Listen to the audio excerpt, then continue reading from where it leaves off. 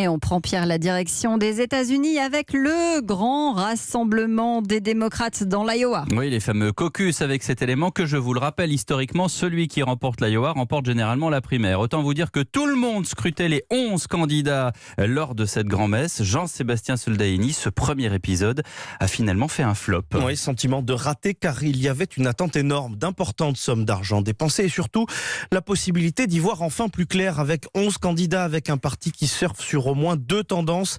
L'aile gauche portée par les 78 ans de Bernie Sanders et la branche plus modérée emmenée par la fraîcheur de Pete Buttigieg. Eh bien, ce sont ces deux-là qui se sont déclarés vainqueurs de ce caucus et il est impossible de dire s'il y aura un premier écrémage chez les poursuivants car 10 heures après le début du processus de vote, le parti n'est toujours pas en mesure de dire quand seront publiés les résultats, probablement au cours de cette journée qui commence aux États-Unis.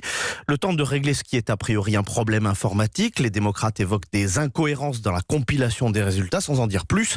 Seul enseignement peut-être, la contre-performance qui se dessine pour Joe Biden, ancien vice-président de Barack Obama. C'est donc frustration à tous les étages, pas de vainqueur officiel, pas de tendance qui se dégage.